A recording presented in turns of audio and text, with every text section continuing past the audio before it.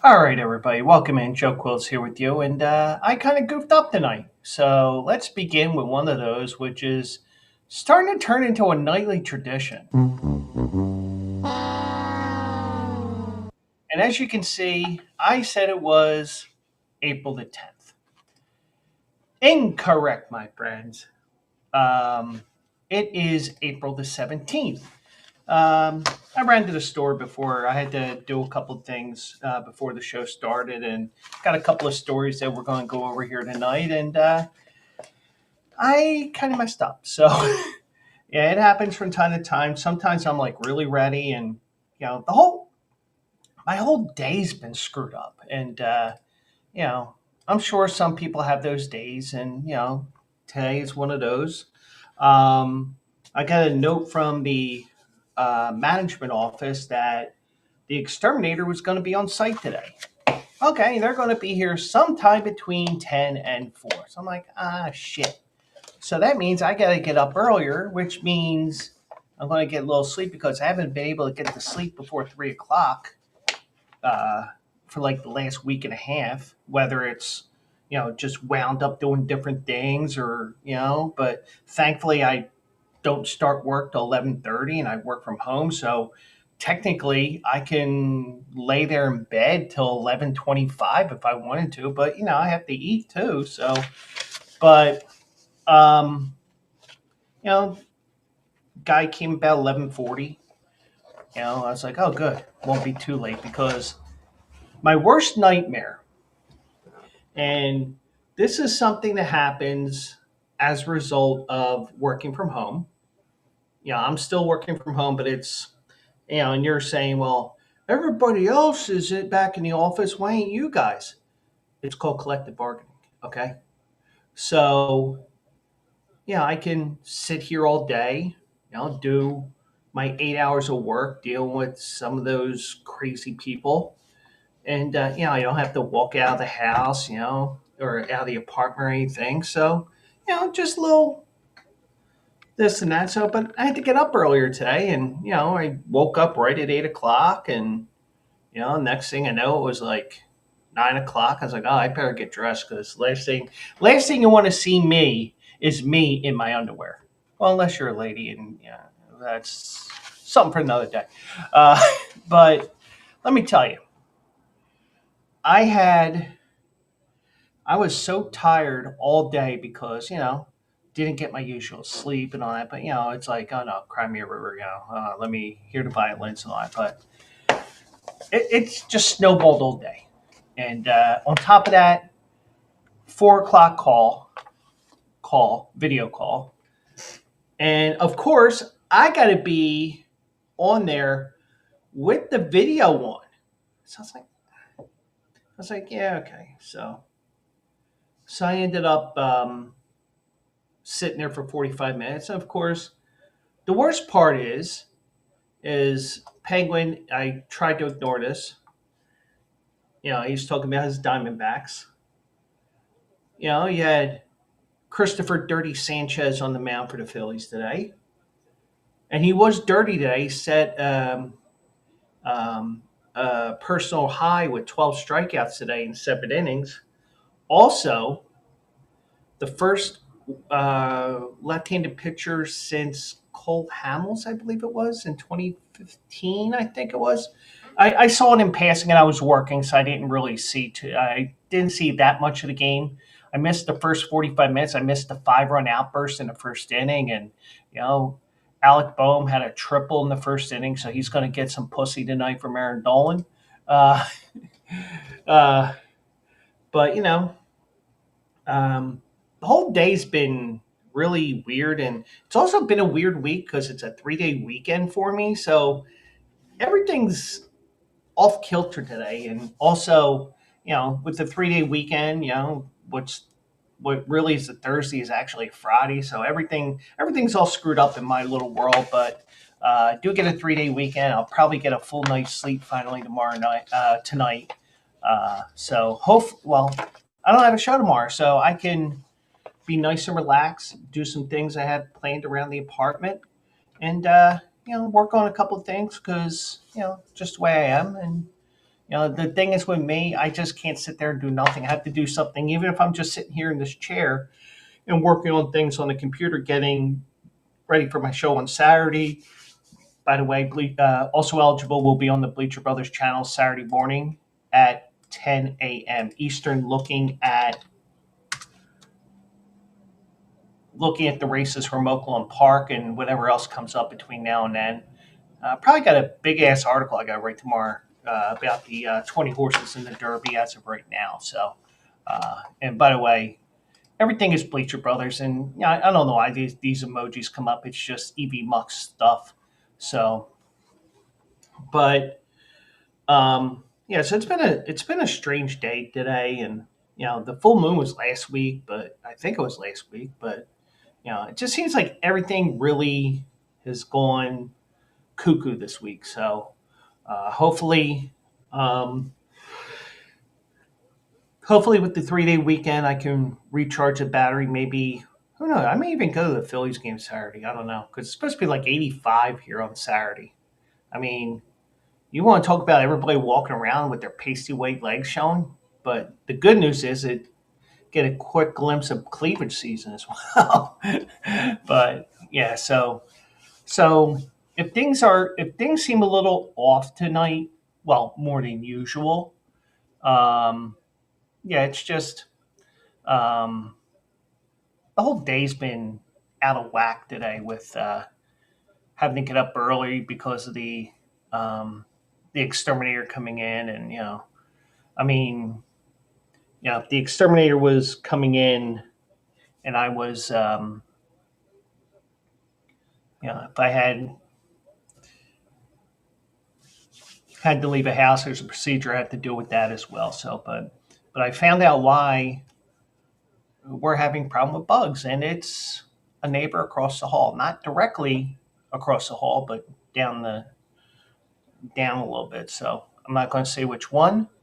When Mike comes here on Monday night, we can gossip about that one person or that one tenant, and we'll go from there. So, but there you see on the bottom of the screen, if you're watching live right now, some of the things we're going to talk about right now. Lee Corso finally retiring. I have a couple of videos I'm going to play here because he did say a couple of things and got himself into trouble a couple of times on the ESPN, and we got to praise him for that. Um, NCAA is combating faking injuries and stuff like that, and they also went with some other rule changes for this upcoming season. We'll review them. Man, mostly all football tonight. Jeez. But Colorado Buffaloes are facing scrutiny over retiring the jerseys of Shedeur Sanders and Travis Hunter. I'll join in on that scrutiny as well. And Aaron Rodgers has some personal life issues. I guess he hasn't been able to get his ayahuasca or whatever, but and whatever else comes up here. So, we'll see what goes on here on this Thursday night. And you can tell I'm tired, but probably what I'll do is I'll just do this when I'm done. Just go like this and go like this, and the next thing you know, it'll be like 2-3 hours later.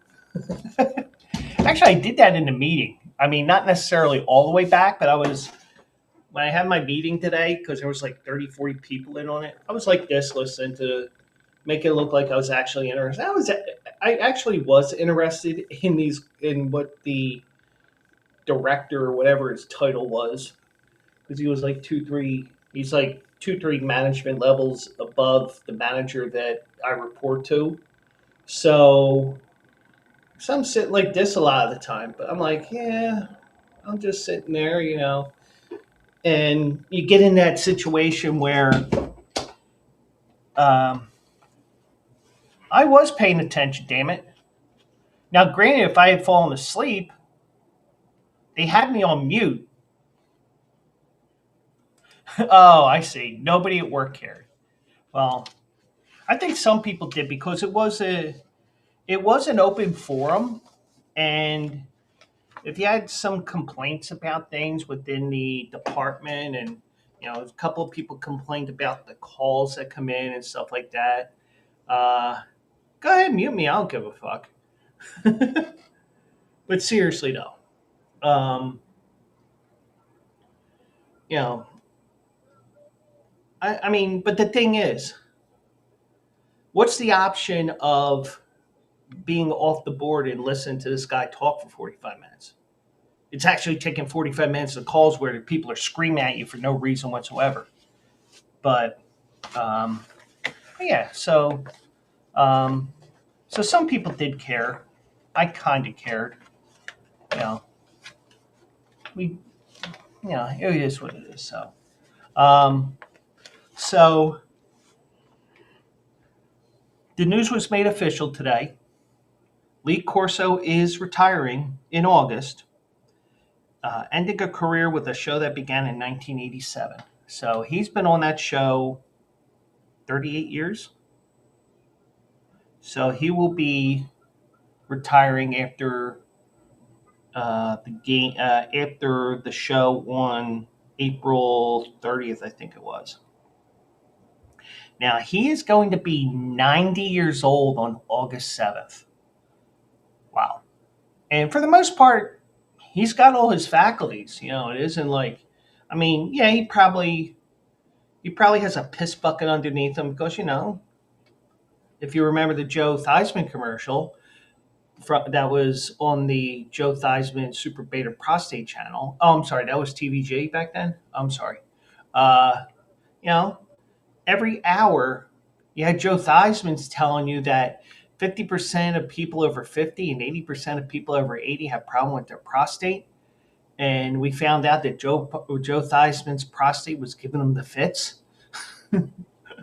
So, no, but seriously, you know, um, he's known for his headgear picks and also not so fast when he uh, called somebody a friend, when he had a retort when he disagreed with someone on the panel. There was one other thing that one other video that I wanted to show you, but uh, Lee Corso doesn't look a day over 65.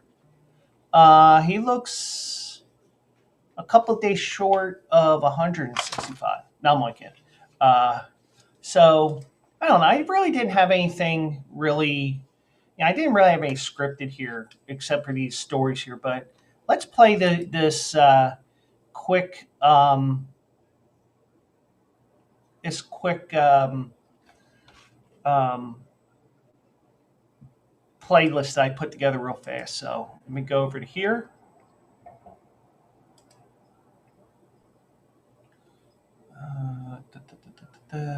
Where did it go?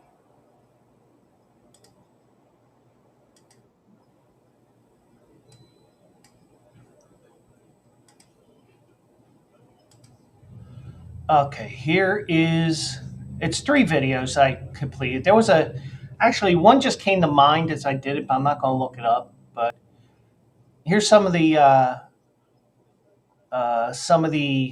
faux pas of Mr. Lee Corso over his career on College Game Day.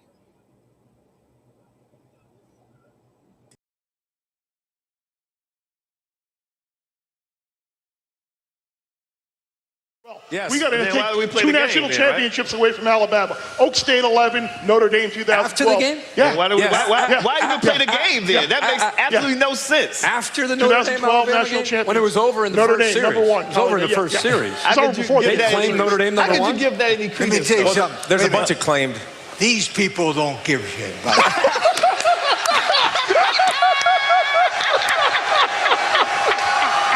You did it again. You did it again. That's not a bad word. No, and he muffled it. Okay, Notre Dame number 1? How could you give that any Let me credence? tell you something. There's a bunch of claimed.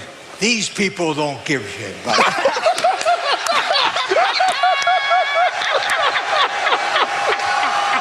You did it again. You did it again. That's not a bad word. No, and he muffled it. Okay, All right, let's hit it. All right, let's My go. guy. Here's card 99 for later. Yeah.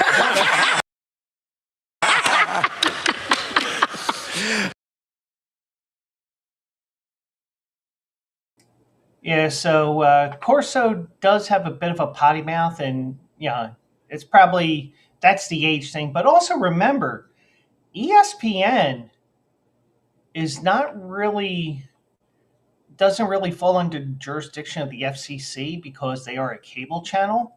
So, I mean, that's why some of the curses from the Pat McAfee show end up like that. But here's the next video.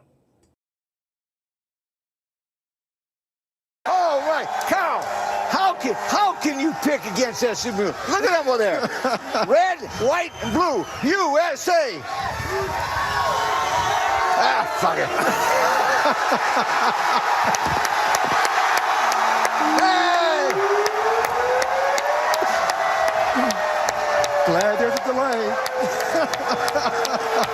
Shasta, shame on you. Watch that mouth out, Herbstreit. What the hell? Carl, great job. Thank you, my man. All right, Carl, how can you pick against SMU? Look at them over there. Red, white, and blue. USA. Ah, fuck it. Hey!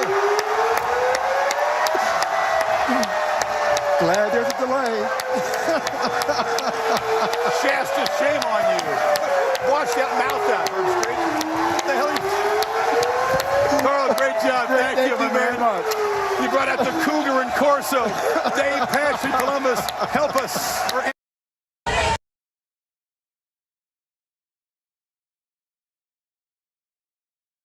Yeah, so you heard him drop the F-bomb. And here's one more video here that I found here. There was one video that I just realized, well, I realized about a minute or two ago. I just didn't look it up. But here's the final one that I didn't realize existed, but doesn't surprise me. Lee Corso said this. I'm going to have to go with Ole Miss. I think that they stubbed their toe, I think, earlier. I think they've got a very good football team. Arkansas really surprised me, though, this last week. I'm still going with Ole Miss. Arkansas shot the wad last week. Mississippi. You allowed to say that? Yeah, I don't know. All right, good. Just did. Arkansas focused the last 2 weeks. If they show up with that same guess they're fine. UCLA. Arkansas. Arkansas really surprised me, though, this last week. I'm still going with Ole Miss. Arkansas shot the wad last week. Mississippi. You allowed to say that? Yeah, I don't know. All right, good. Just did. Arkansas focused the last 2 weeks. If they show up with that same guess they're fine. UCLA. Arkansas. UCLA and Arizona.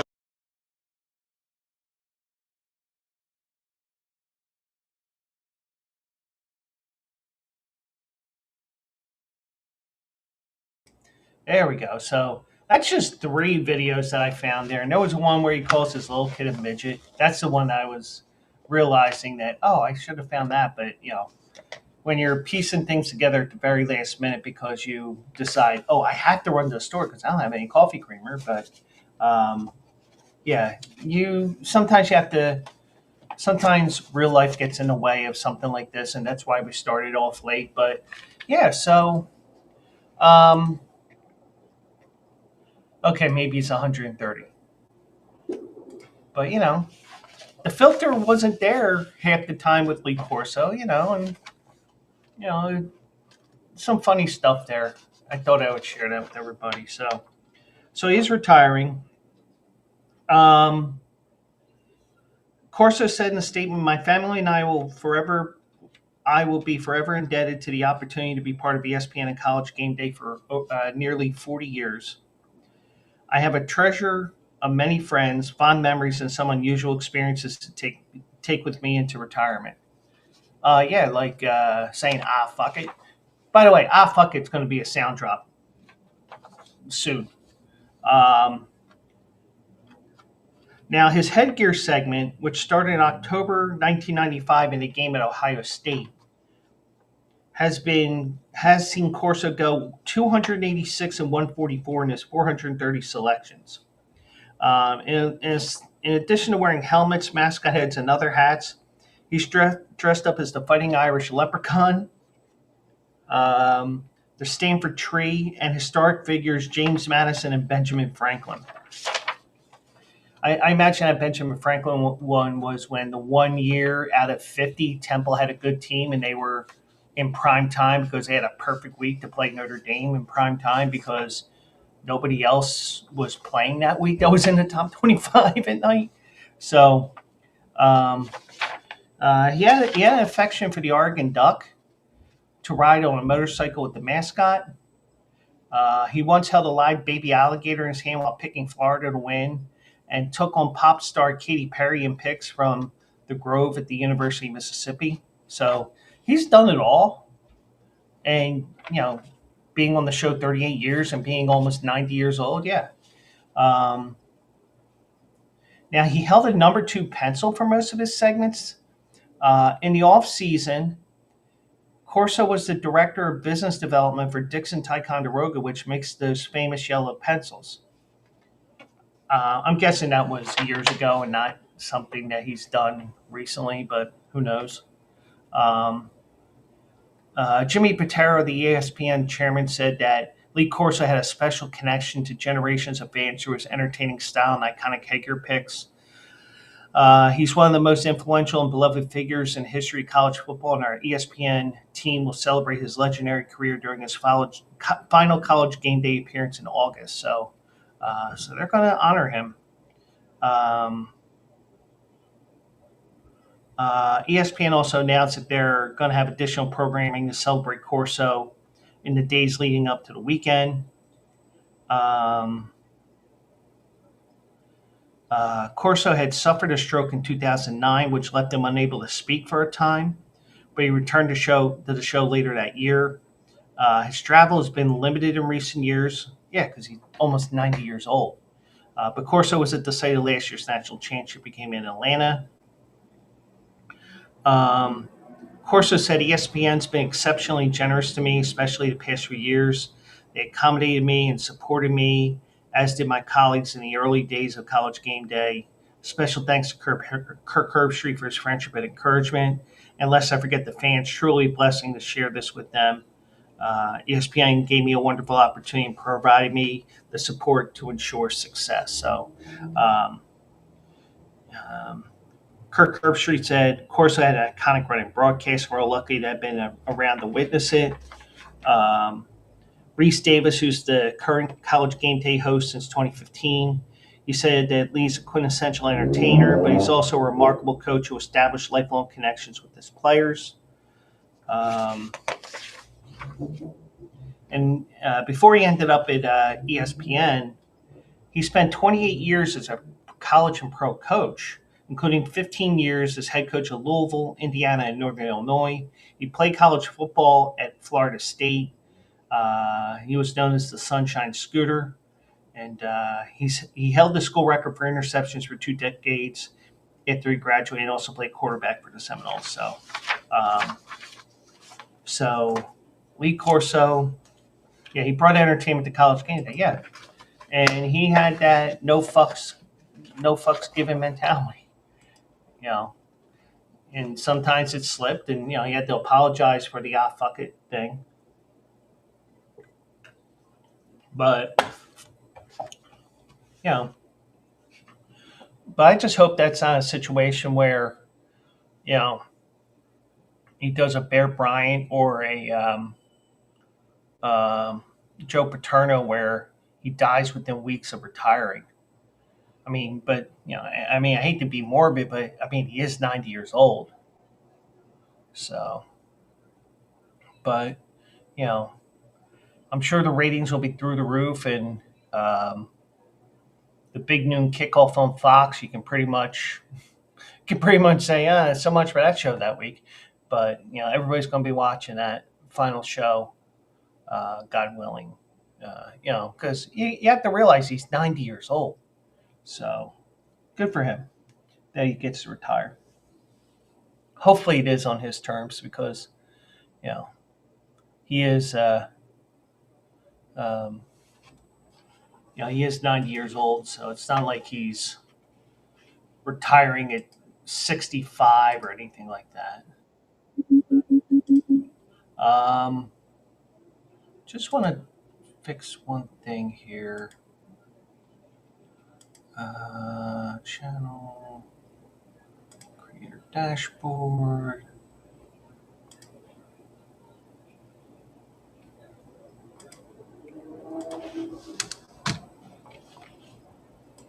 There we go. Everything's fixed now, including the main page there. So, anyway, um,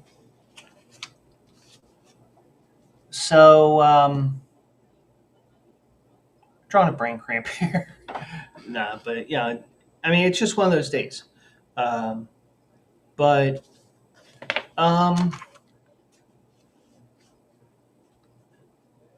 I don't know what Lee Corso would think about this. He'd probably say, "Yeah, fucking fake the injury."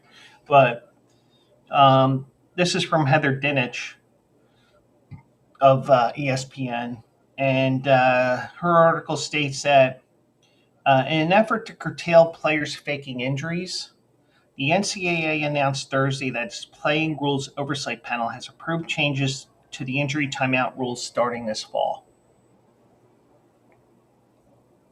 Under the new rule that was approved today or yesterday, if medical personnel enters the field to evaluate an injured player after the ball is spotted by the officiating crew for the next play, that player's team will be charged a timeout. If a team doesn't have any timeouts remaining, a 5-yard delay game penalty will be assessed. Now, it's a little bit different from the NFL rules because if, let's say you use your 3 timeouts in the pros, you get 1 mercy timeout. I'll call it a mercy timeout because, it may be a legitimate injury.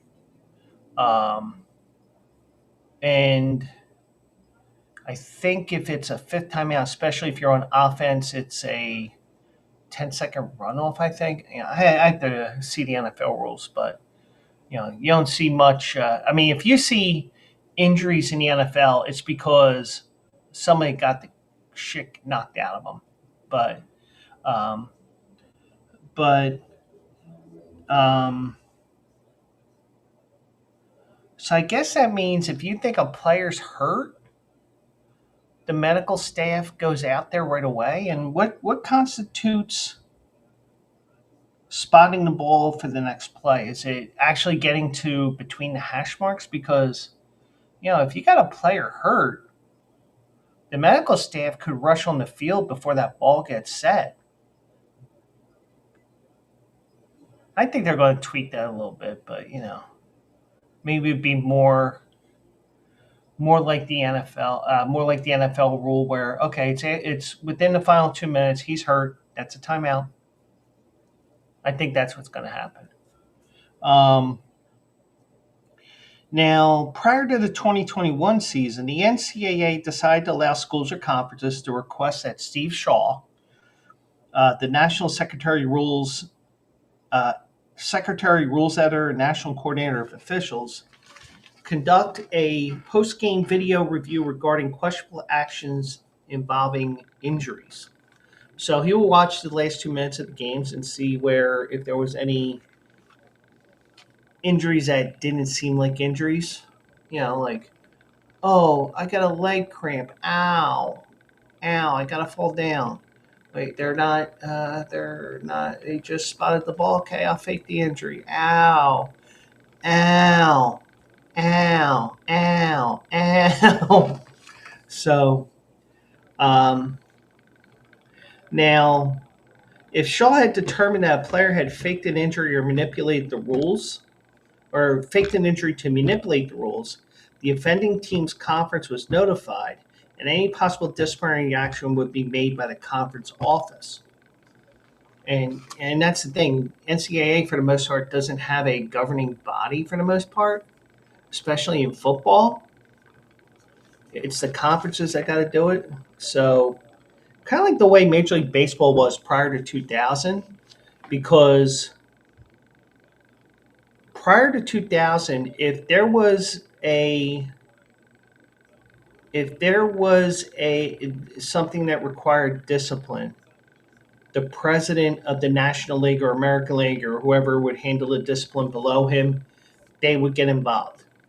Now, since they got rid of the American League and National League in terms of entities, as business entities, and they morphed everybody into one Major League Baseball umbrella. That's why, like a couple of days, actually earlier today, who did the Pirates play today? Damn it! I gotta look this up. Who did the Pirates play today? And I watched that game too.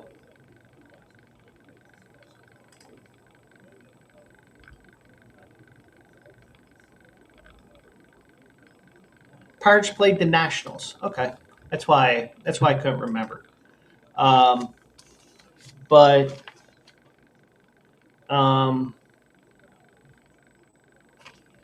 I forgot what my train of thought was with that. Oh yeah. Now a player threw at Andrew McCutchen. He got suspended 3 games. That's Major League Baseball in general handing down that suspension, not a American League or National League president doing that because they're all one, because Major League Baseball is all one league now, even though you see on there American League and National League in the standings and stuff like that, American League stats, National League stats, all that stuff. But it's more, think of it more of the way that the other 3 major sports are, football, basketball, and hockey, where they're more conferences than they are leagues now, even though they still have the American League and National League. So,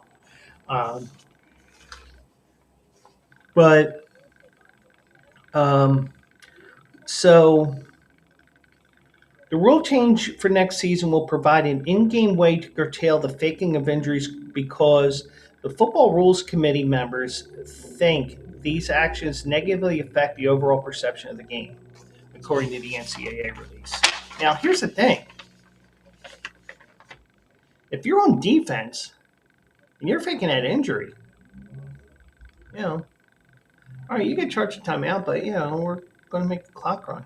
I mean, but then again, the offense is probably trying to get that game-winning score. But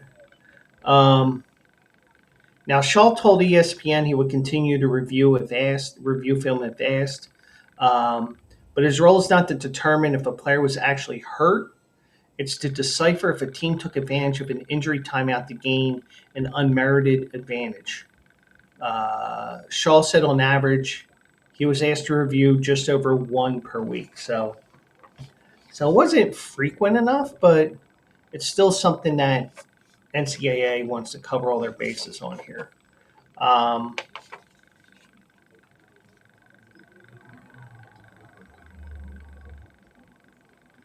Now, Shaw said when you watch that video, action is required. Sometimes players may do it on their own. Yeah. Might have to tweak the rule. And the thing is, you have to see how it works out because this isn't like the NFL where you have the UFL to try some rules out for size if you really wanted to, or the UFL does something and says, "Hey, why don't you try this?" Depending on how you look at it. When you watch a video, action's required. Sometimes players may do it on their own because it feels accepted. That's what we want to stop. I'm not sure there's a perfect solution, but I think this is a good first step. This will have impact to those that are very obvious and are late and looking to the sideline and going down. So there you go.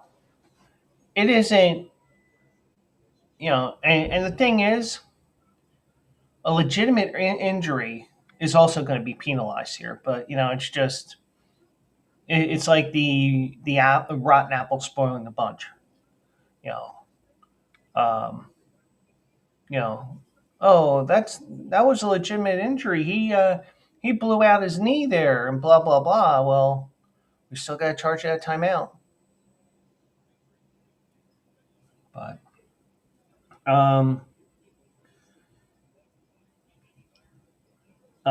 so he thinks it's going to be a good first step. This will have an impact to those that are very obvious and are late looking to the sideline and going down. Coaches do not want to risk a timeout under any circumstances. Those are very valuable commodities in the game. And yeah, you get down to those final seconds and you need that late touchdown to get the win or get the timeout to work to get to overtime. If you stagnate and not able to get that touchdown, but you can still get that field goal, burn that last timeout to make sure the other team doesn't get the ball, for example. But so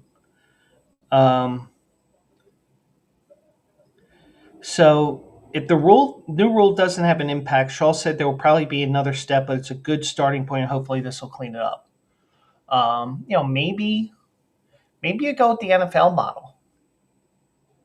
Okay, well, you get one more timeout because, even if it's a legitimate injury, we have to charge you a timeout.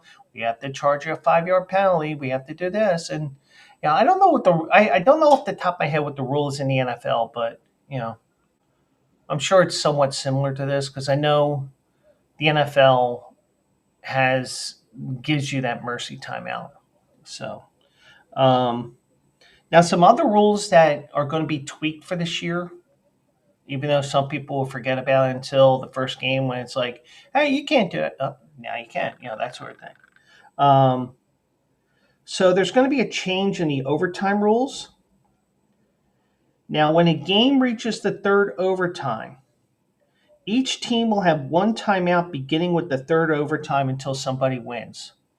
So you burn that timeout in the third overtime, and that game goes 7-8 overtimes, you're SOL. But once you get to that third overtime, you're just doing 2-point conversion versus 2-point conversion. It's that time of the year again, people.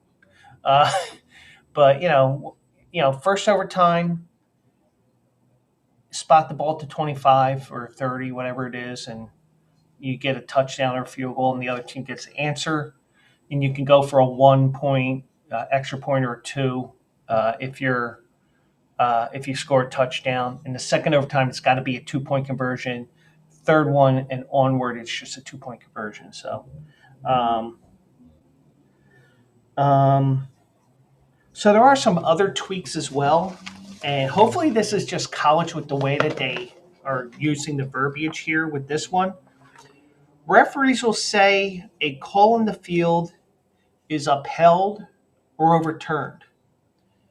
The word confirmed and stands will no longer be used on instant replay decisions. Who cares? But I don't know what the reason is behind it. It's because, how can you say stands? Because if it's upheld, I guess that covers both confirms and stands. I don't know. But no player can be in direct line of the snap to the potential kicker or within the frame of the snapper on punts for the formation and qualify as a scrimmage kick formation. If a team is not in a scrimmage kick formation, it must have 5 players numbered from 50 to 79 on the offensive line, on the line of scrimmage. Additionally, if the snapper is on the end of the line by formation, the snapper will lose scrimmage kick protection, and the opposition can line a player over the snapper. Oh, that's interesting because the snapper does have a disadvantage, and they get the reason why they made sure nobody would line up in front of him was because of the whole neck injury thing with snappers that occurred, especially in the NFL.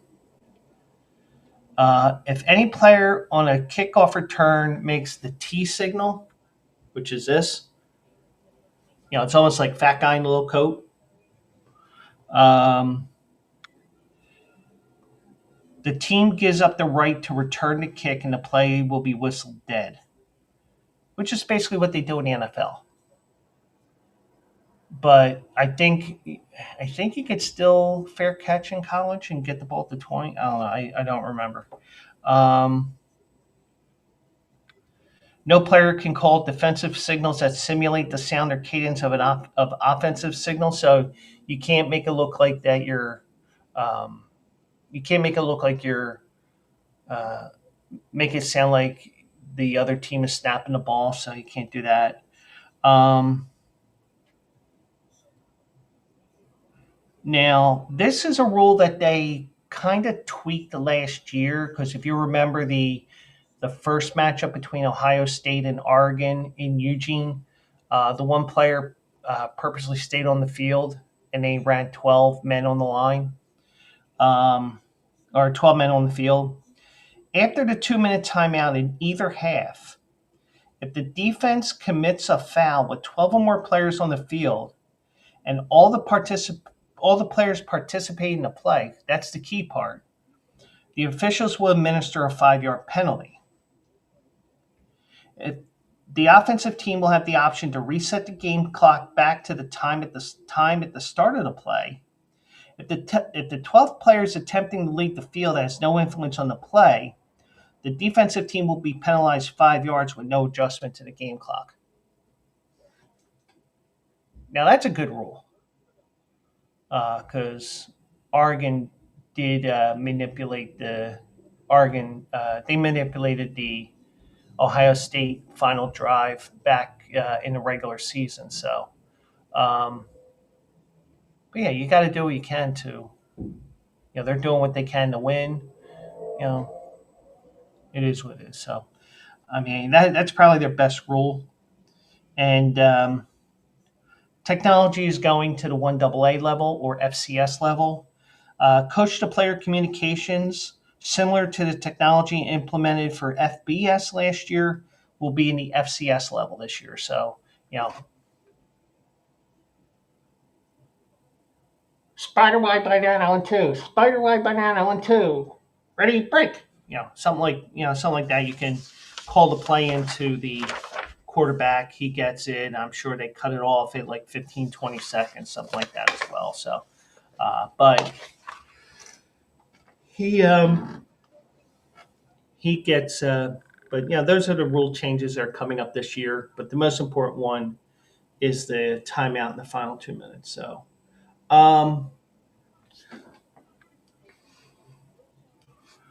I do have a question for you. How soon is too soon to retire a player's number? Now, in the pros, you get I don't know. I'm making names up, but the Hall of Famers that recently went in the last 10 years in baseball, for example. Like for example, um,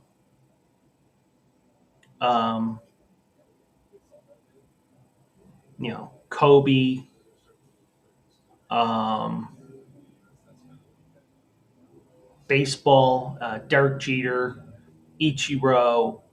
Some of these guys where you knew that they were automatic first ballot Hall of Famers, and especially in baseball, should have been automatic, should have been unanimous.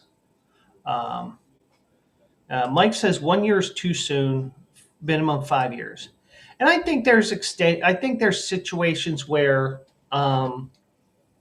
some players, you know, for example, um, I don't know what happened with Roberto Clemente. Well, we know how he passed away. Because I'm not in Pittsburgh, and anybody who's going to be watching this even after the fact, who is a Pittsburgh Pirates fan and is older than me, obviously, um, you know, and I didn't look it up because this is just something that came to mind just now. Um, I'm sure that they retired that number right away. I did see something, and I don't remember where I saw it, but I saw it last night. I know that. Did you guys know the Dodgers did not retire Jackie Robinson's number right away?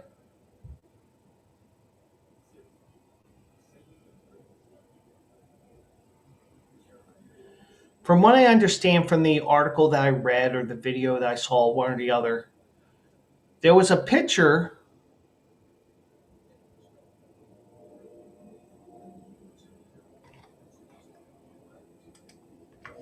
Yeah, it didn't happen right away. I'll tell you why in a moment. I mean, it makes sense, but it's like once they issued the number to somebody, it's like, oh shit, we fucked up. There was a pitcher for the LA Dodgers, and don't know the name. He was issued number 42. Now, when you're a rookie like that, even though you know who the number belonged to before you, even though it hadn't been issued in about 10, 12 years, you know who had that number if it was anybody famous. So you just sit there and you're like, I don't know. But during the year, they realized that they screwed up, but it was like, okay, well, we can't take the number away from him middle of the year or whatever, depending on when the guy made it to the majors. So after the year was over, they said, hey, you got to change the number. Why is that? We messed up. We shouldn't have given that number out to anybody. Okay, no problem. So he changed his number. So, and the reason why the Dodgers did not retire the number right away is because the initial thought from the Dodgers was he played in Brooklyn, not in LA. We're the LA Dodgers now. We're not going to retire that number. And I think, and I don't know, what their number situation was that were retired. Were there any numbers that were retired when they were still in Brooklyn, that sort of thing? I don't know. I probably could research it, but it's another thought that's coming to my head as we talk here. But once a team goes from one city to another, you can decide to keep the numbers retired or unretire them, actually, because like sometimes when you have and I'm pulling something up here for a second. I have Out of the Ballpark Baseball loaded up in the background here, even though I haven't done anything within the last few hours. Let me look at one thing here.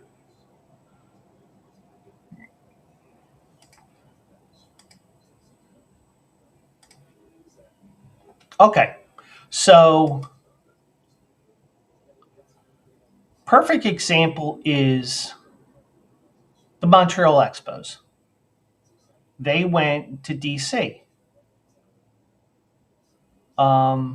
I think it's because of new ownership and everything else, because it was everything from going from Montreal to DC and all this stuff. Montreal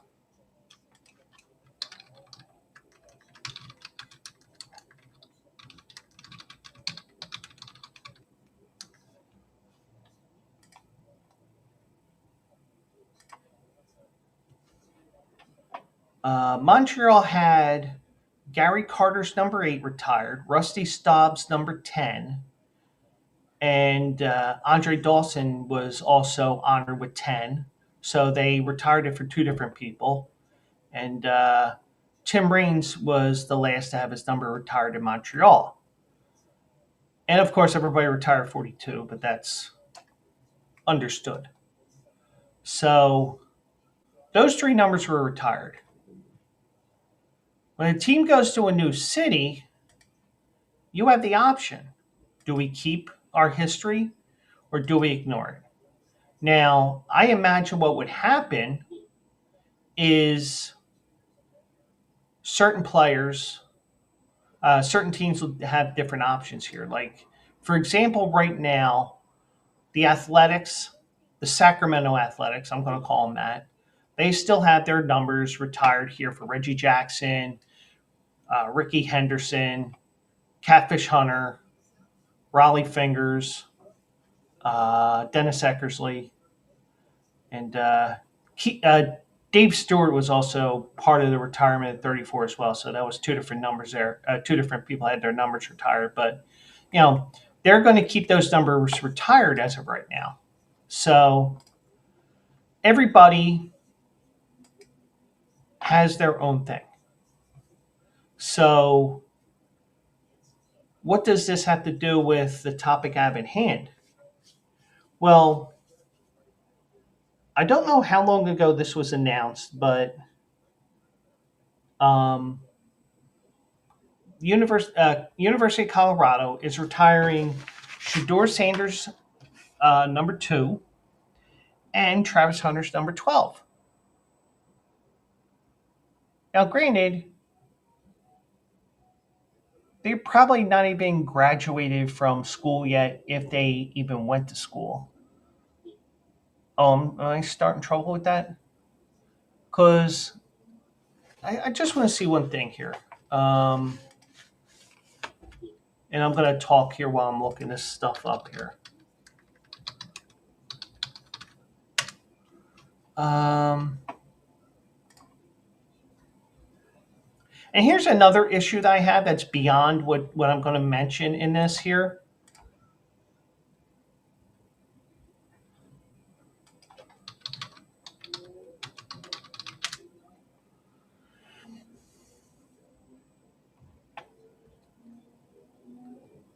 Shedeur Sanders and Travis Hunter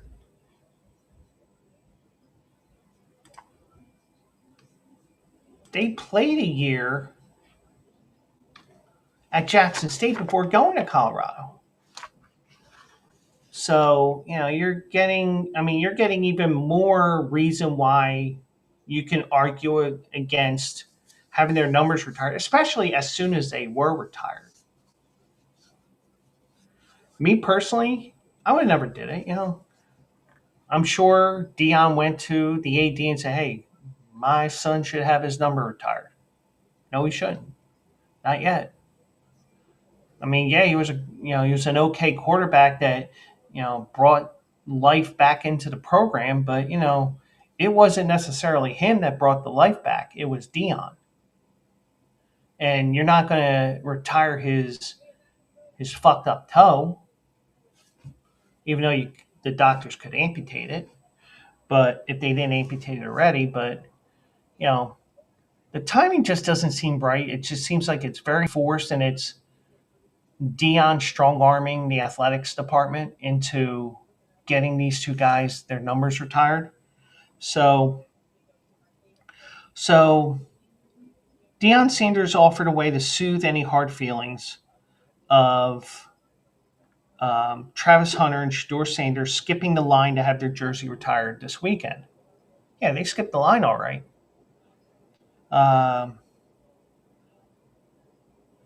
Dion said, can we start off with me just shaking everyone's hand that played here before, just give them a hug? The Colorado coach said after practice Thursday, as Buffalo prepared for their spring game. They've got to come back for that, right? Let's start with that. That's what I want to do. How Dion has a job is beyond me. But so the Buffaloes ruffled some feathers of past players and graduates when they announced that Hunter's 12 and Sanders 2 would be retired before the spring game. It's only the 5th and 6th players in Colorado's 135-year history to receive that honor. Now there's extenuating circumstances for a couple of things, and like Mike says, 1 year is too soon.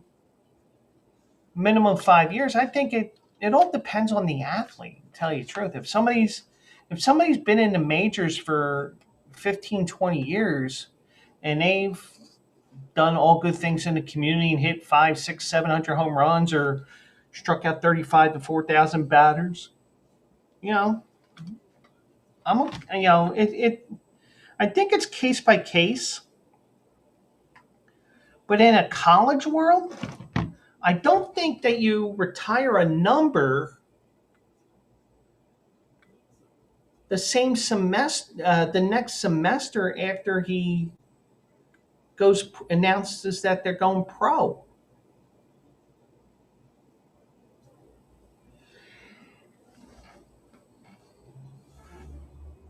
And the alums of the football team that are alive, they have a right to be pissed off. I don't think, and there goes Mike agreeing with everything I say again. Just so you know, I do tell Mike from time to time, you are allowed to disagree with me, but we think so much alike, it's scary. I just think if you're going to retire a number, unless you're setting all kinds of weird records, like all right, let's make something up. One of those two won not one, not two, but 3 Heismans. That would be automatic in my opinion, because nobody's won 3 Heismans and only one person has won 2 Heismans. That would probably be the only reason why. I mean, I wouldn't even wait till that final. I mean, well, you would have to wait till after the season because you don't know if he's going to win a 3rd Heisman or not, but you get the idea. Every case is different, but in this case for these two, you almost want to root, even though it's more Deion's doing than it is the kids doing, that they're both getting their number retired within a couple of months of the season ending. And you're honoring them for what? The first season was a shit show beyond belief. The second season was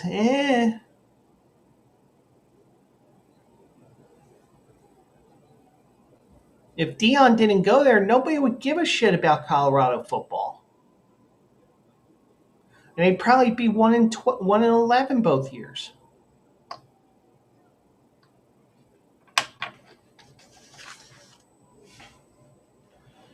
So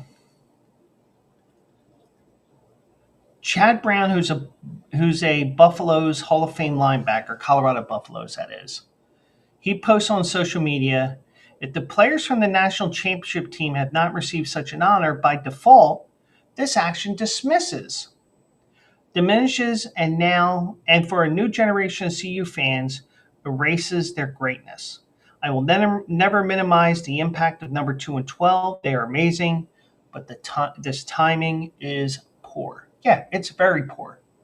Let's see what they do in the NFL first. Seriously.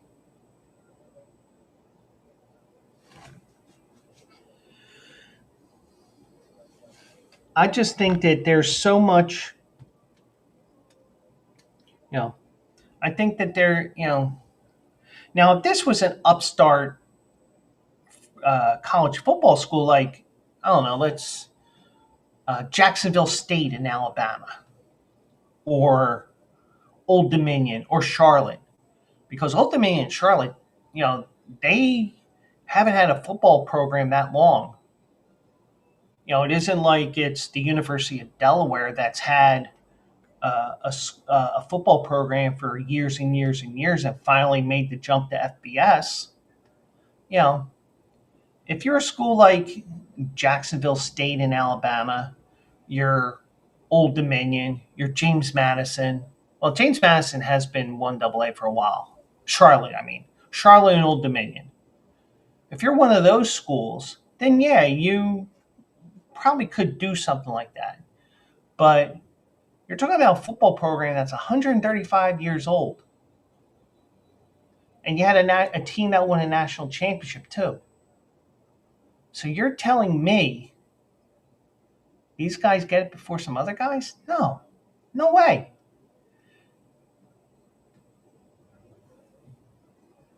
It just seems like it's like keep Prime happy.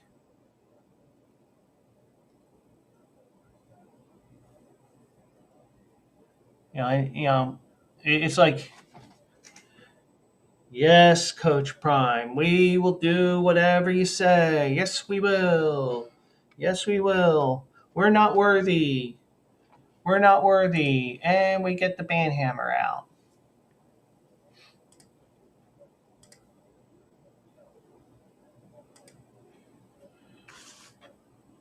So, well, at least it got me from doing the we're not worthy thing, even though I am more than worthy to tell Dion he's an asshole.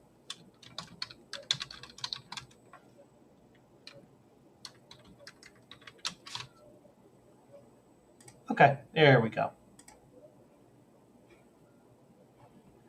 So, see what I mean? They come in every once in a while, and I just go, wham!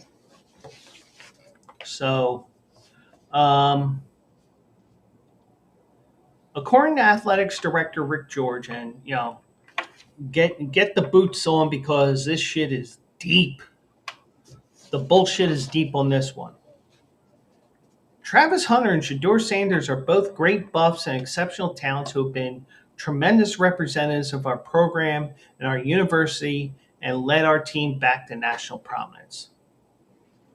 Well, does this mean if Dak Prescott wins a Super Bowl next year, he's going to get his number before retired? No.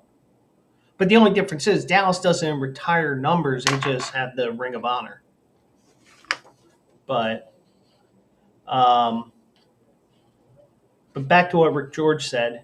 Recognizing the accomplishments of a Heisman Trophy winner and a record-setting quarterback who ushered in this era of CU football now does not detract from accomplishments of the past. Rather, it adds to the rich legacy of CU football that has been passed down over the years by everyone who has worn a CU uniform. Did Dion write that for you? Or maybe Dion's girlfriend or wife or whatever, because I doubt Dion could write that, but something it just doesn't seem right that these two kids get that honor for some names I'll mention in a little bit. But Travis Hunter did win the Heisman Trophy. Sanders broke many program records. He won the Johnny Unitas Golden Arm Award for top college football's top quarterback.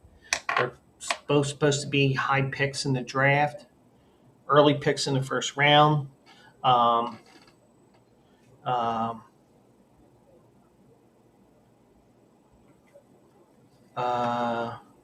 Dion defended his son yesterday or earlier today. Said, "We're talking about Shedeur. We ain't talking about anybody else.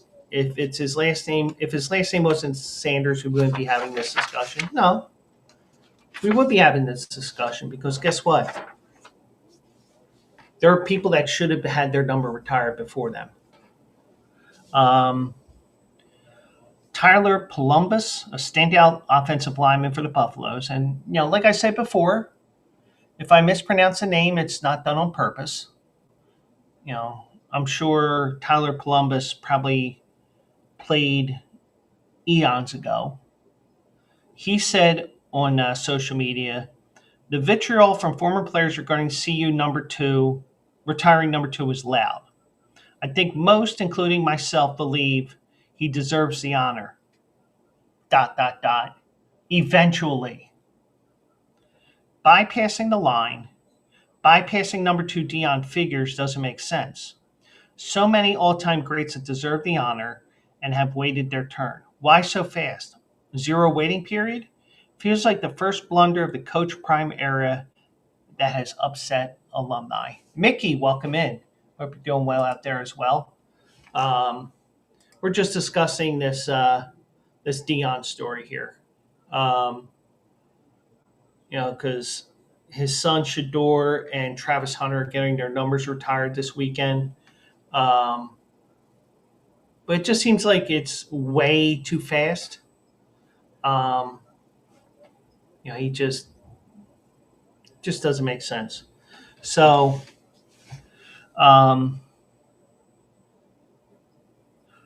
Dion said, these guys are thinking about the draft. We're thankful that Buff Nation has been gracious. They've been wonderful. I feel like we had the best fan base ever, especially over the last 2 years. I can't comment before I wasn't here.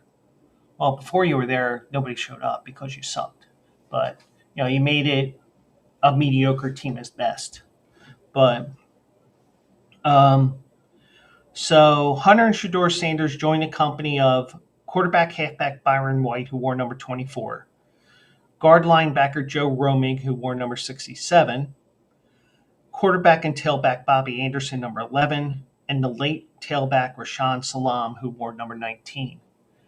I saw the Flyers lost again. I think that was a regulation loss, which helps the Flyers because I think they have the fourth best odds to get the number one pick in the NHL lottery draft.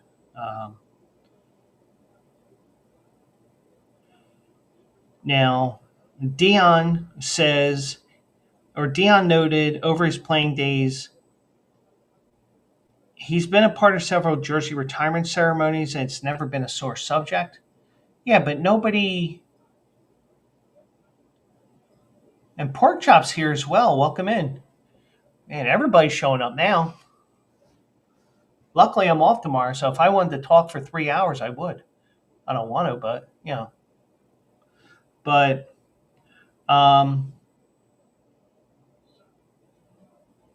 this is the first time I've ever seen it soar, Dion said, S-O-R-E, soar. I don't know if you know it, but I think every jersey I darn near played in is retired. So I'm pretty familiar with this. It's never been sore. Well, here's the thing. These kids are 21 years old. They didn't even start their career at Colorado. They started at Jackson State because you recruited them there.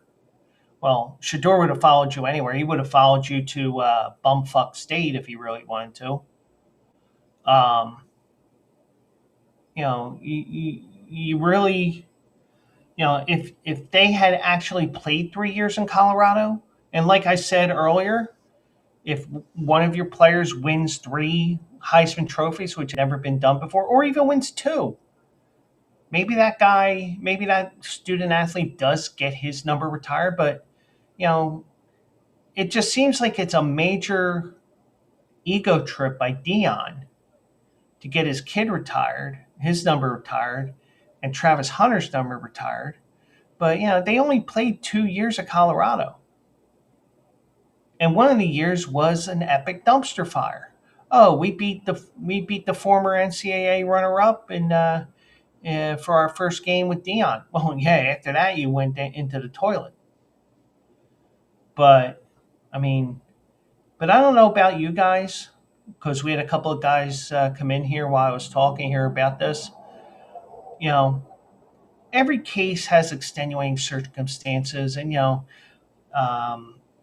like for example, Jose Fernandez, the Miami Marlins pitcher, they retired his number fairly quickly, even though that might have gotten some blowback because he got killed on a boat, and I think that they were I think if I remember correctly, they were speeding on the boat, and he was drunk and all that. So, Archie Griffin is the only one, Mike. You're correct. Archie Griffin won 2.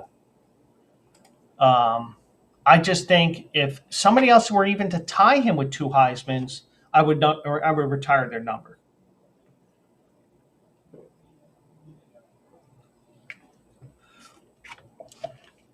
I would argue that. But I don't think this has anything to do with the athletics department. I think it was a power play by Deion Sanders. But I don't know about you, but that's how I feel. But, it is what it is. And,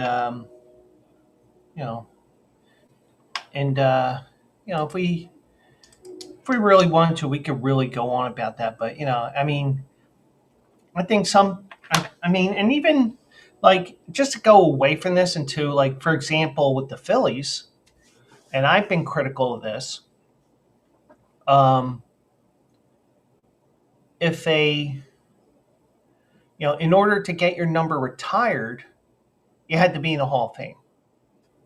And that was something that ownership decided on doing probably around right around 1980, I guess, because Richie Ashburn had his number retired 78, 79, 80, something in that time frame.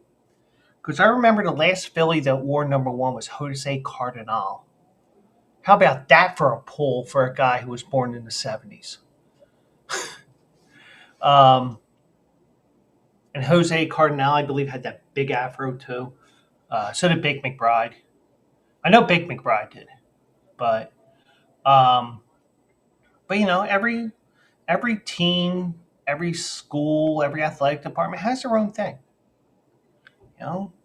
Like for example, Davidson University.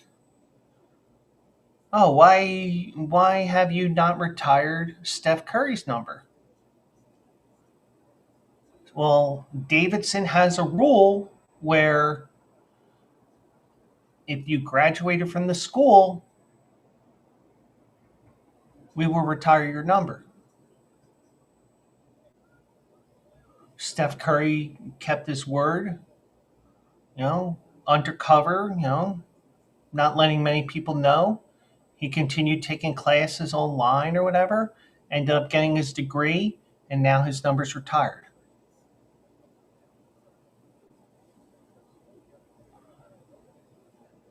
But I think there was the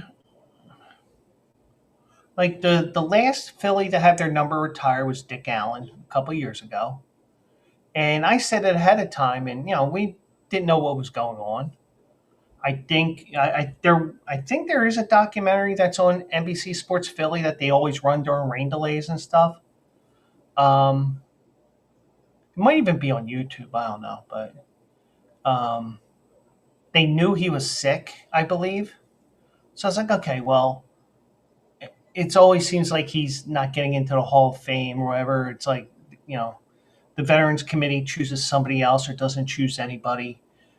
Phillies chose to honor him, retire his number, even though they probably knew that he didn't have long to live. And Dick Allen did die a few months after his number was retired. So, yeah, every team has a different reason for it. You change cities. Washington retires numbers because, okay, well, if another team goes to Montreal, they can have the history, they can have those numbers, blah blah blah blah blah. You know, everybody has their own thing.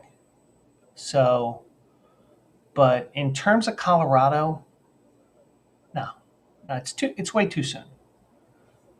I mean, they're technically not even out of school, even though they probably hadn't attended a class this entire semester because they were getting ready for the NFL draft and combines and all that stuff. But, I think, but it does seem to me that Dion did wield his influence on the athletics department, say, retire their numbers. And it's even worse that it's his own kid that gets his number retired when he didn't even finish school. But, I'm sure everybody will have an opinion on it.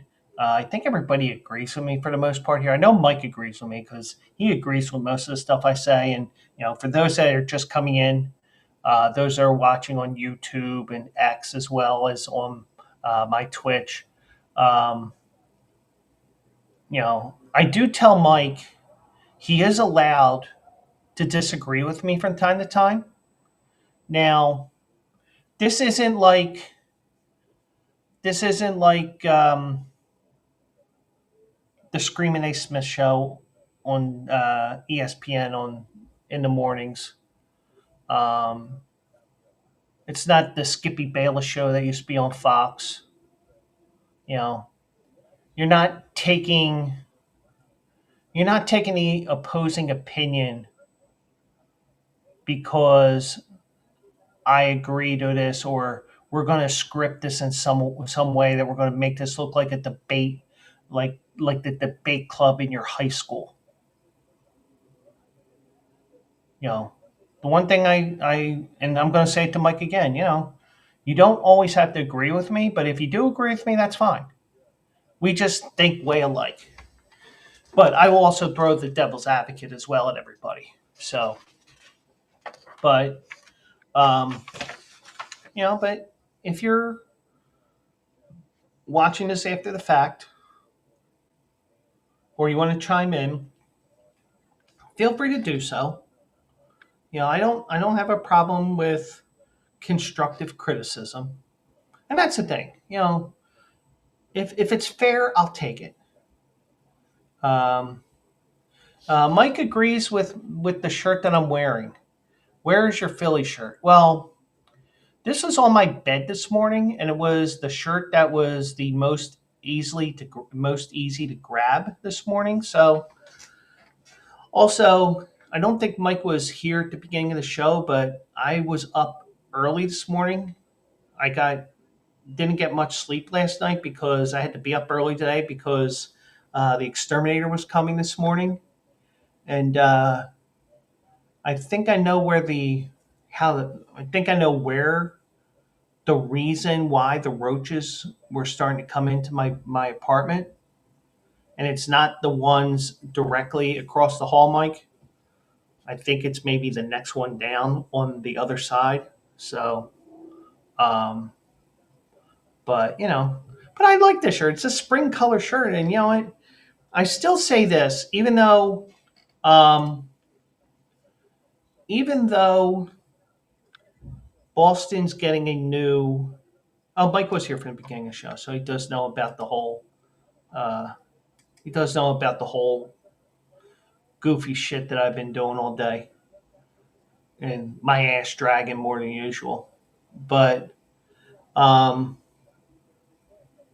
but I will say this: this was the first City Connect jersey that came out from Nike, and some of them have been utterly horrific. But even though it's not even though it doesn't say Red Sox on there, or it's not in the color red, once you understand it's about the Boston Marathon and things like that, I'm okay with that because I understand the reasoning behind it. Like, like the Phillies one, even though it's okay, it's just, sometimes you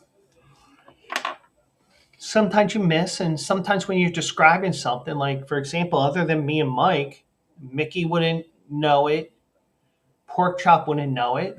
The pants look like the pants that either the state police or the sheriff's office wear in the Philadelphia area, and not actual baseball pants. But that's the way they have done these pants and all this stuff with these City Connect uniforms. But Mike's giving me grief as always. I know. But I like the shirt. It's a bright yellow color. Um, you know, maybe I need to wear it when I go to the eye doctor in September. Maybe I say, and when they remind me that the dye that they're going to put in my arm to check my retinas, well, you're going to be peeing bright yellow. Will it be brighter than the shirt? Just some fun I would have with them, some goofy shit that I would do. Goofy shit that only I do. And no, my luck, I'd get this curmudgeon that would be like, we don't joke about that shit here. Well, excuse fucking me. But, you get the idea. But, Mike likes to give me grief as well. That's fine. So, okay. So, one final planned story here. And let me just check one thing here.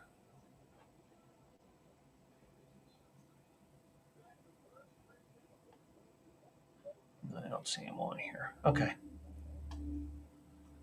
Okay, so as you know,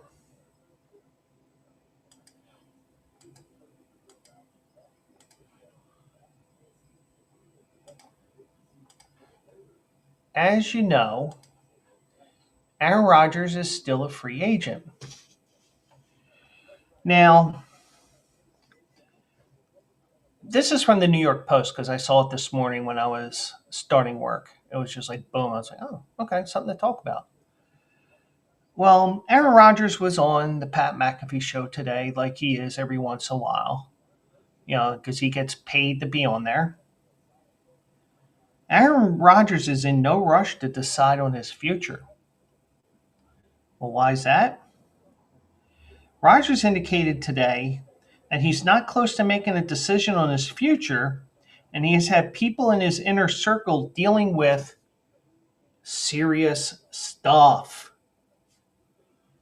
Okay. Did your ayahuasca dealer die or something? Is there something else that we don't know about, that we don't care about either? But I don't know. You contact the Minnesota Vikings, you got rebuffed. Giants had some interest in you, and then they thought better of it. So the only team that is really looking for a quarterback right now, and it may not happen, is the Pittsburgh Steelers. Even though this article does say the only logical spot right now is the Pittsburgh Steelers. Right now, I will tell you that I think that New Orleans could be in play. And I only say that because Derek Carr has a shoulder injury right now. And granted, we're talking about it's only April. We have four and a half months until the start of the season. And by the way, the schedule is going to be out next month. I think it's the 12th, 13th, or 14th, 13th, 14th, 15th, somewhere in that range right now. That's all they gave right now. So it's almost NFL schedule leak season. I wish they would do away with those leaks. Why have a reveal show at 8:00 when the schedule's revealed little by little throughout the day? But that's a topic for another time. So the 41-year-old said he isn't stringing anybody along or holding anybody hostage. Maybe it's because nobody wants you because you're fucked in the head. How do you like them apples? He said he's had constraints in my life now that warrant my attention. Okay, well, can you put your name on the dotted line and go to the coach and say, I'm having issues, just let you know, even though I'm going to sign, I have issues with my girlfriend or boyfriend or whatever side he swings. Some people have rumored that he's gay. He's proven he's straight with some of the pieces of ass that he's had. Um, you know, um, you know, and truthfully, I couldn't care less what he does outside of the football field for the most part. But I will make fun of the ayahuasca thing because we have to. Mike says if he goes to New Orleans, he will resurrect his career. I think we have a better chance of the cumulative IQ of the United States being resurrected before that. Since it is Easter weekend, we have to make a joke like that. Because, Mike, you did see I did make that comment a couple of days ago on Facebook.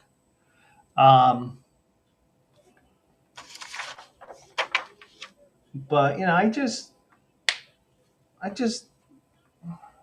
think, I don't think he's stringing along, but he's doing exactly what Brett Favre did when Rodgers took over in Green Bay, or was trying to take over in Green Bay. I'm retiring. I'm not retiring. I'm retiring. I'm not retiring. But Favre didn't have a torn Achilles, though. Rogers said, "I'm open to anything and attached to nothing, so retirement could still be a possibility."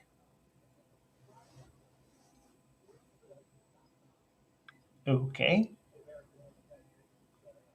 Now, the new Jets regime of Aaron Glenn and Darren Moggy decide to move on from Rodgers after his 2 seasons with gangrene, opting to sign Justin Fields as their starter this year. And you can tell this is a New York Post article because it referred to the Jets as gangrene. Now, gangrene isn't the name of their defense. It's what you get when you watch a game at the Meadowlands when the Jets are playing there. But anyways, so Rodgers hadn't spoken publicly in 2 months. Last telling TMZ in February that he was looking for a team that wanted him and a team with talent. Well,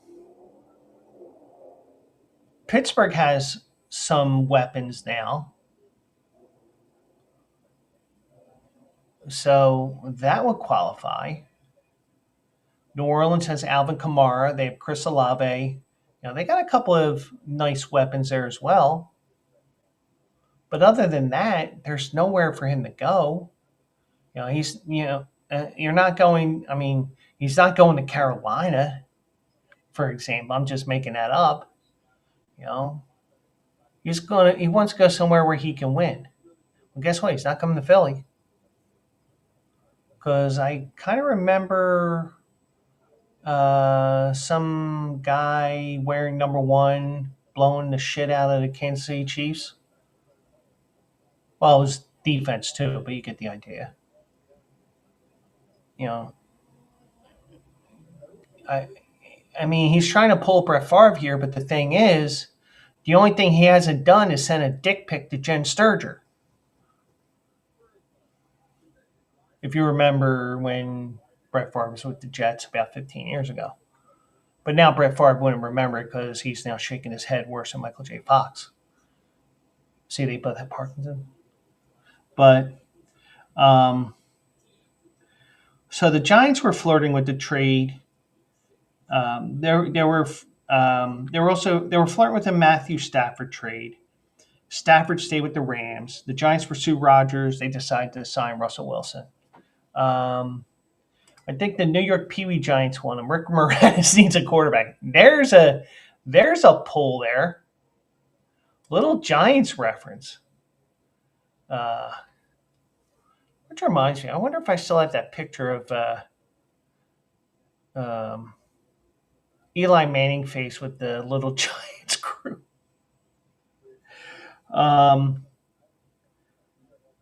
Now, Rodgers reportedly reached out to the Vikings,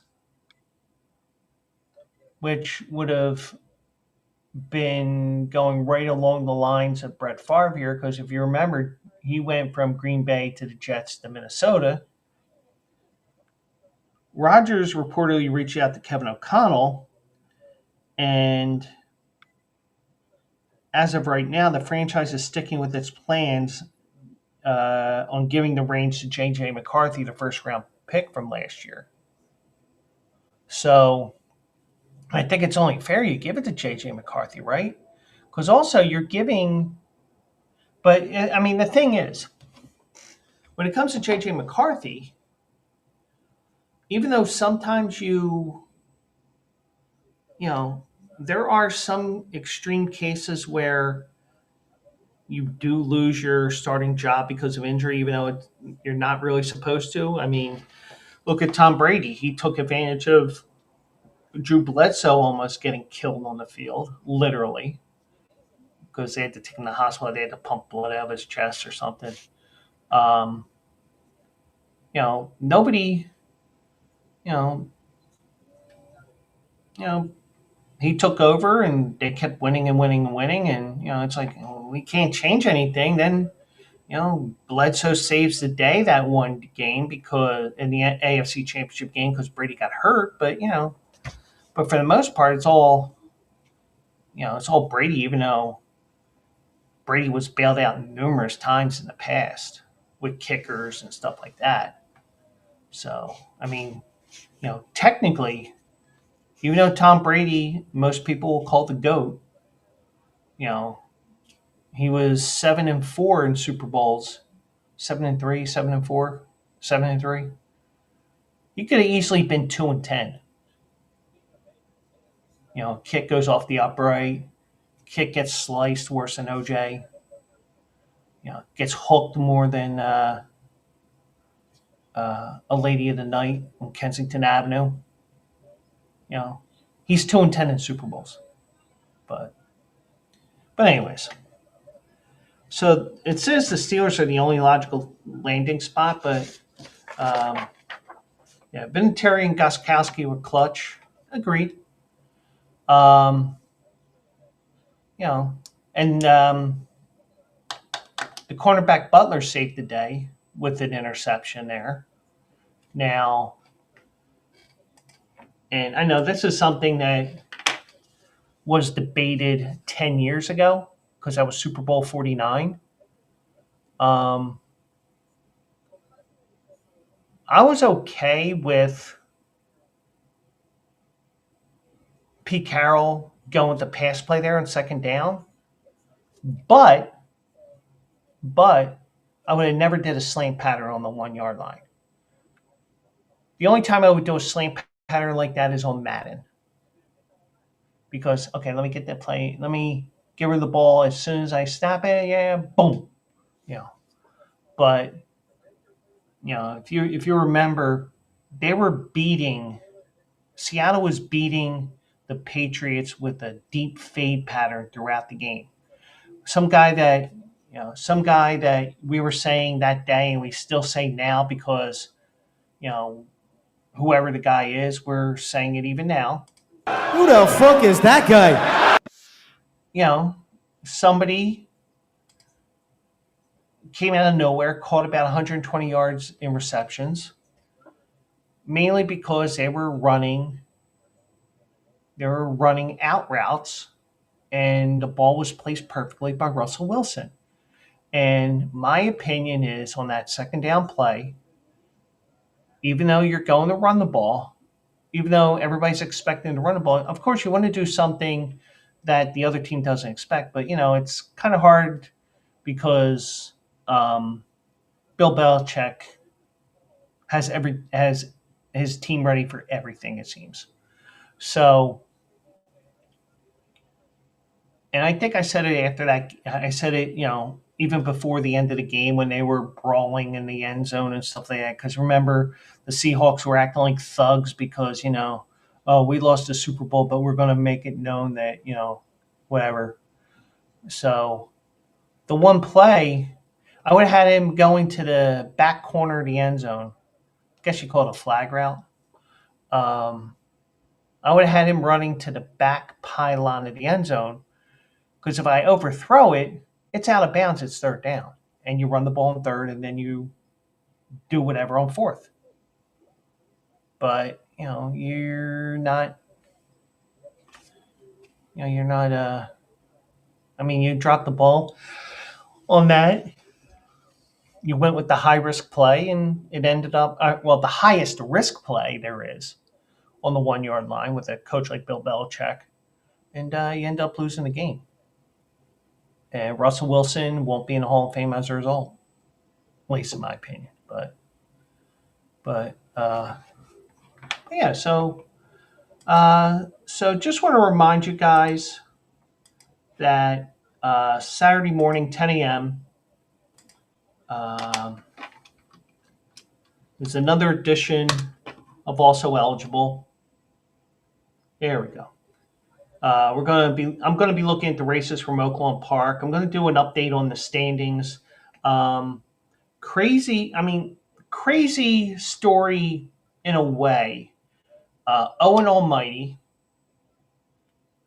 he ran a huge race in the Tampa Bay Derby. Didn't lift a hoof in the Bluegrass Stakes 2 weeks ago, or 10 days ago, I should say. The connection said, "Oh, we're out. We're going to run in the Pat Day Mile, which is a mile race on Derby Day. Mile and a quarter's too far." Now all of a sudden they're back in the race, so they get their points back. They get to run in the Derby. Blah blah blah. So they're going to run that, but see if we can find a goofy story like that. Oh yeah, that's right. I do have a. Let me see if I can find this real quick. I just need to get the details of this before. Um,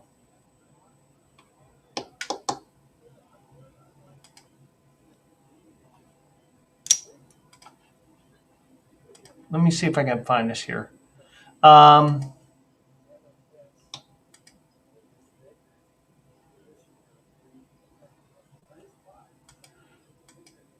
Now, also, the NHL playoffs start on Saturday, and this is unrelated here, so we'll go back to me here. So I'm going to be looking at Oakland Park on Saturday. Also, this is an historic NHL Stanley Cup playoffs this year because the first time in NHL history, each of the American original 6 teams, that's the Bruins, Red Wings, Rangers, and Blackhawks, all did not make the playoffs. So,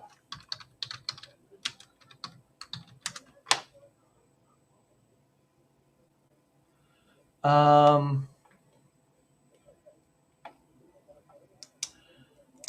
right, and this, I'm going to use the New York Post here, and this is a story that's from 2 days ago. I saw it today on Instagram, and just to give you an idea of what it is, I will share my screen here real quick so you can see the graphic here on my Instagram here. I'm sure some of you saw the story already. A customer gets a $5 bitching fee after complaining about a wrong order. Oops. There you go.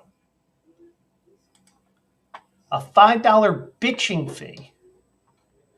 Now, I got to tell you one thing, and I've said this as a joke. I might have even said it to Mike as well. I say it to people at Acme, which is one of the local supermarkets here in Philadelphia. I go joking around to somebody, and they know I'm having fun with it. They know I'm not serious. It gets the cashier to have a nice laugh during a long day of dealing with some of the most ignorant people in Philadelphia. I tell them, what they should do is if you're wearing a Dallas Cowboys jersey, you get to charge them double. So think of it like that, but I'm doing it as a joke. So a local pizzeria charged a woman a bitching fee after I spoke about an incorrect order.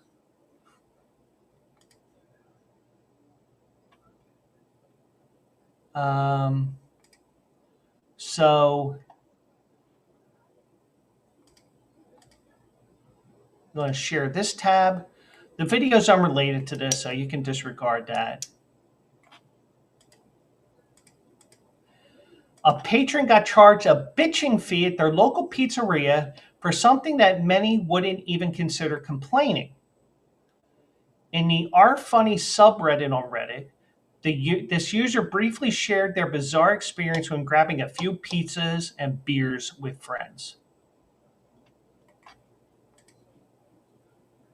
And we'll go back to the article here, but I don't know if this is on the thing, if it is. But let me zoom in on this.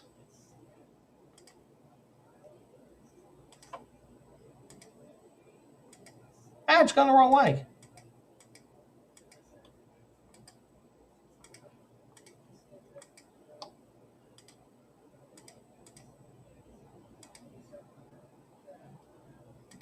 There you go. A bitching fee, $5. So, man, if that's the case, and my sister has resting bitch face, she would get a $5 charge on everything. Even her just walking into the fucking place. But I digress. Going back to the story here. I ordered a Miller Lite and the server gave me a Bud Light. But since she already opened the Bud Light while walking towards my table, she couldn't just swap it out, the Indiana local wrote. She had to eat the Bud Light, giving it to me for free, and then got me a Miller on top of it. Honestly, there wasn't any bitching involved, so I don't know what it's all about. So when it came time to pay the $24.78 bill, so they had a small pizza, an 8-inch pizza, and 3 Miller Lights. And I think they gave the person half off on a beer, so it wasn't even a free beer. She was shocked to find a $5 bitching fee added to the check. And there's the picture. There's a better picture of it. A $5 bitching fee. The restaurant goer added, I wasn't even going to complain, but my friend spoke up, forcing me to point out her mistake. As the saying goes, the customer's always right. I don't agree with that. Even though she is right, and they were right in saying, hey, you messed up here. So even if the person did make a big fuss about the incorrect order, a fee for it should not exist. The pizza lover gave further context, not thinking they did anything wrong. I bitched enough in my life to know I've earned it. With that said, I don't believe I was bitchy in that moment. Well, it probably wasn't even that time of the month. If you're wondering if this person questioned the server about this random charge, they didn't. I didn't even bring it to her attention, just paid and left. I'm sure if I had, she would have been absolutely mortified. Not sure if it's mortified that somebody else did it or she did it and got caught, But, of course, people on Reddit had a lot to say in response to the unexpected story. If you complain about the fee, would you get another fee? This is funny, but also probably a crime. You can't make up fake fees and then charge people's cards. It's wire fraud. Good point. And here you are bitching, another one says. Another user suggested a justification for the charge. My guess is the server typed that in for the bar as a joke and forgot to change or delete it. Fair. Another person in the comments section did not show any empathy for the original poster. You think the server jokingly in the kitchen applied a bitching fee because you, checks notes, simply asked to get the actual thing you ordered, and you're worried about her feeling mortified? I don't care if you're a former server and you have extra empathy or whatever. You basically just let a bad server get away with mistreating you, and now she's probably going to do that again in future customer way. True. And, and sometimes when you go into these comments here on,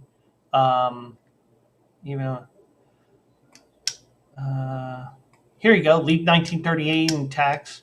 I think the fee is on, you simply don't pay the $5 and you subtract 30% from the tip for the processing fee. Service has gone downhill, agreed. So much stuff there. So,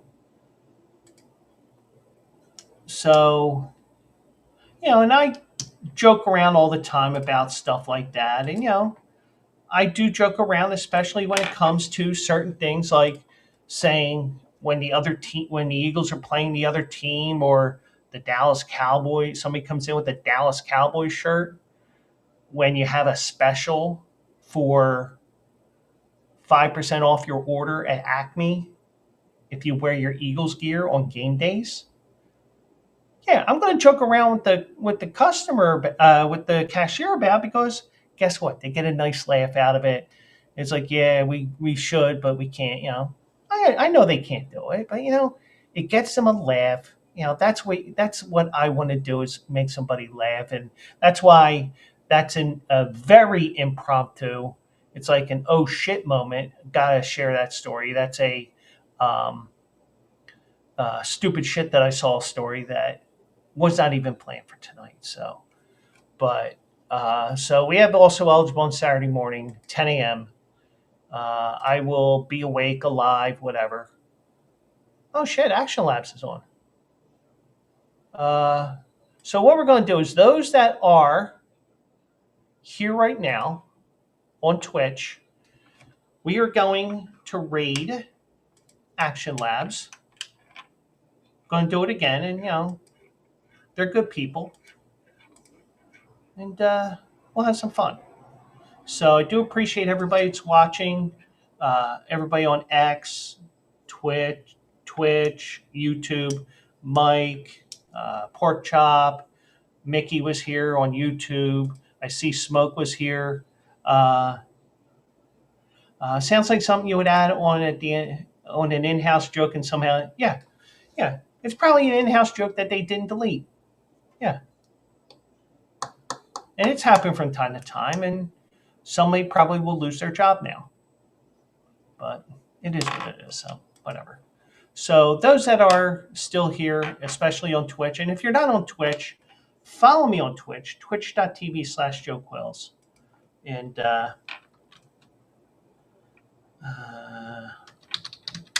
you go. There's all my information there on Twitch.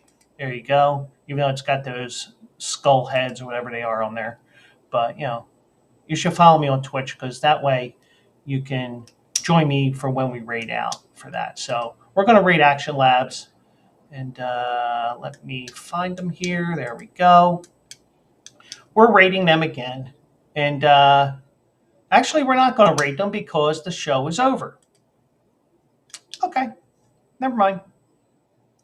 So they had a quick show tonight, so we did not get there in time. So let me see.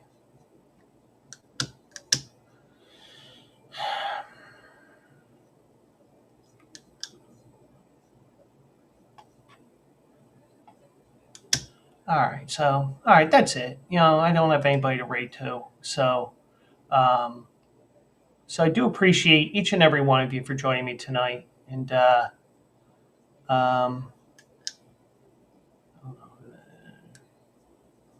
okay, so that'll be it for now. Do appreciate everybody. Have a good Easter.